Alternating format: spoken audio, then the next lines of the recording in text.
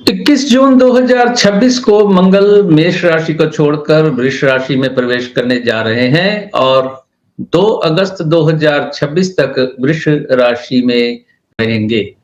पिछले 1.5 महीने तक जब मंगल मेष राशि में थे, तब दुनिया ने आक्रामक सैन्य गतिविधियों, युद्ध की आशंकाओं, शक्ति प्रदर्शन और लगातार बढ़ते तनाव का दौर देखा।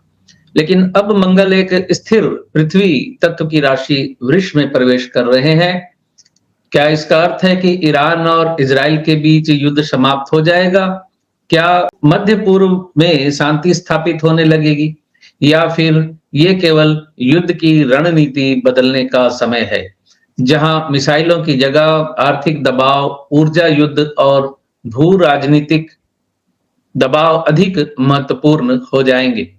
क्योंकि वृष राशि केवल धन की राशि नहीं है, ये तेल, प्राकृतिक संसाधन, आर्थिक स्थिरता, खाद्य आपूर्ति, राष्ट्रीय संपत्ति और वैश्विक बाजारों का भी प्रतिनिधित्व करती है।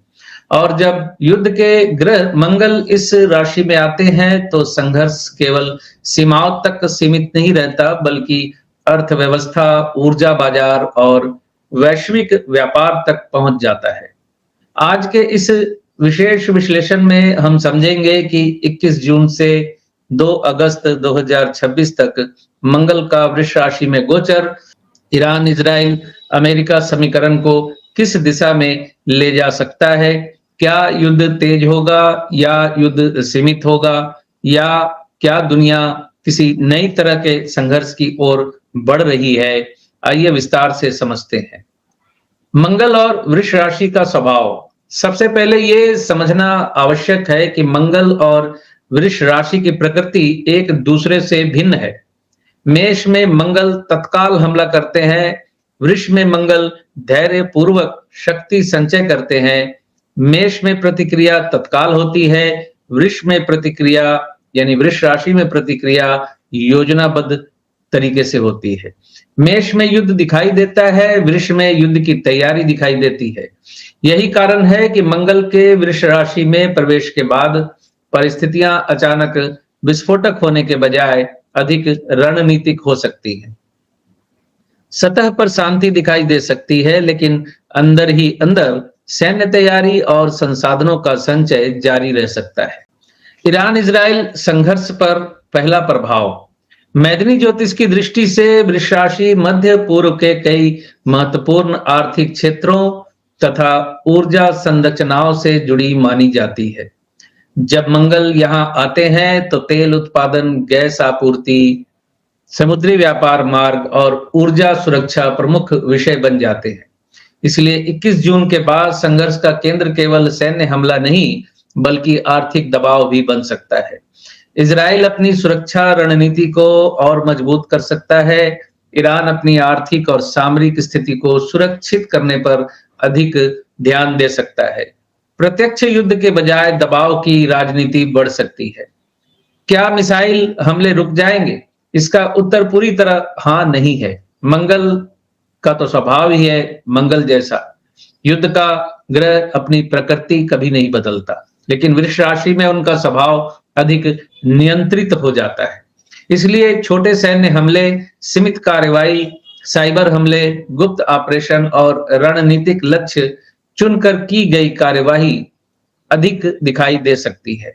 मेष राशि जैसी खुली आक्रामकता में कुछ कमी दिखाई दे सकती है। अमेरिका की भूमिका।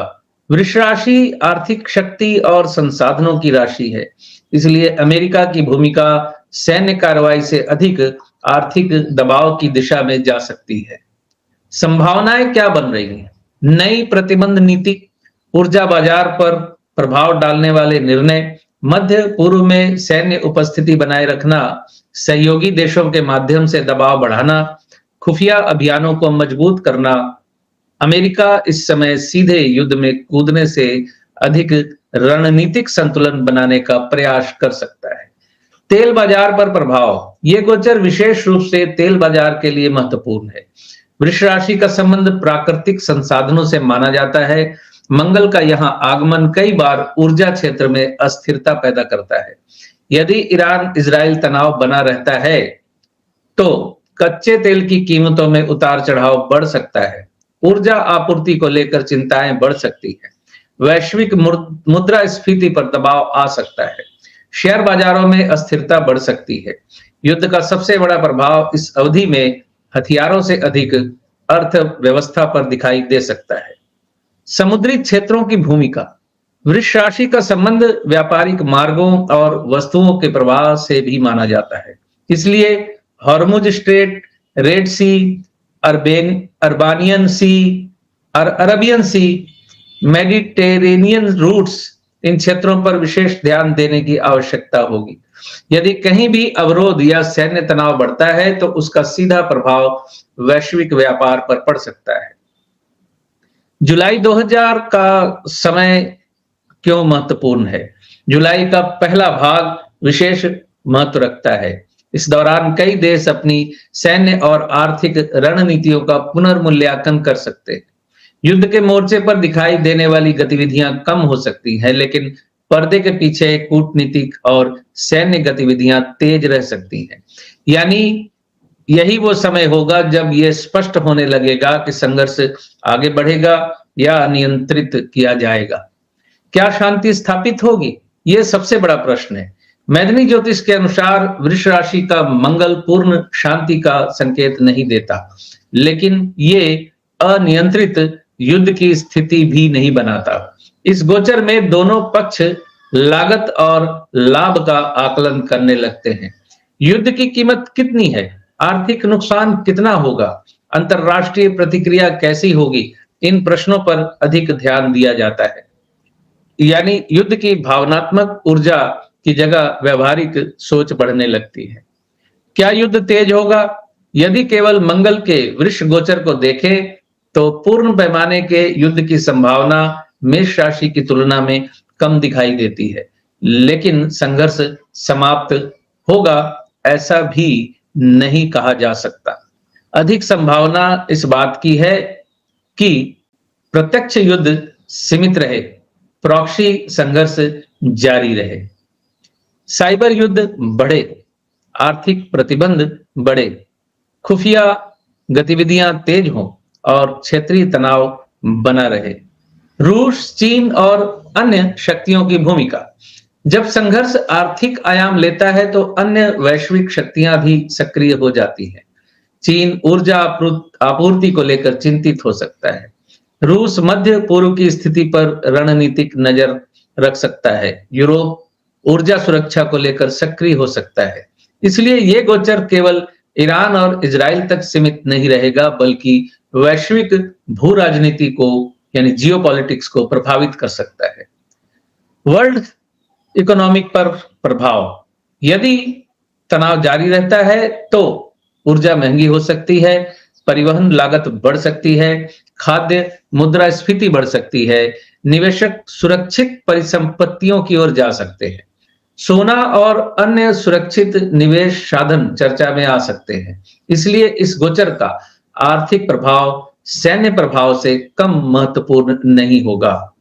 21 जून से 2 अगस्त तक संभावित समय रेखा। 21 जून से 30 जून स्थिति का पुनर्संतुलन होगा। दोनों पक्ष रणनीति की समीक्षा करेंगे। 1 जुलाई से 15 जुलाई आर्थिक और कूटनीतिक गतिविधियां बढ़ सकती हैं। ऊर्जा बाजार अधिक संवेदनशील रहेगा। 16 जुलाई से 25 जुलाई गुप्त सैन्य गतिविधियां और खुफिया अभियान सक्रिय रह सकते हैं। कुछ अप्रत्याशित घटनाएं तनाव बढ़ा सकती हैं। 26 जुलाई से 2 अगस्त अगले ग्रहगत परिवर्तनों के प्रभाव से नई दिशा बनने लग सकती है। ये अवधि भविष्य की रणनीति तय करने वाली हो सकती है। मैदानी ज्योतिष के अनुसार 21 जून 2026 से 2 अगस्त 2026 तक मंगल का वृष राशि में गोचर ईरान इजराइल संघर्ष को समाप्त करने वाला नहीं है, लेकिन युद्ध की प्रकृति बदल सकती है।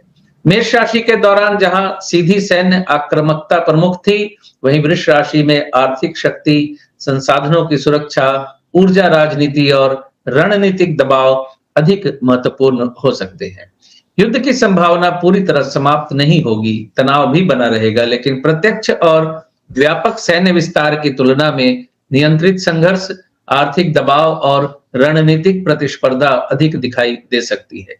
यानी ये गोचर युद्ध से शांति की ओर नहीं बल्कि युद्ध से रणनीतिक संघर्ष की ओर संक्रमण का संकेत देता है। क्या आपको लगता है कि 2026 की दूसरी छमाही में मध्य पूर्व का संकट कम होगा या दुनिया किसी और बड़े टकराव की ओर बढ़ रही है? क्या मंगल का वृष गोचर युद्ध को नियंत्रित करेगा या संघर्ष को नया स्वरूप देगा? अपनी राय कमेंट में अवश्य लिखिए, क्योंकि आने वाले सप्ताह विश्व राजनीति के लिए अत्यंत महत्वपूर्ण साबित हो सकते हैं।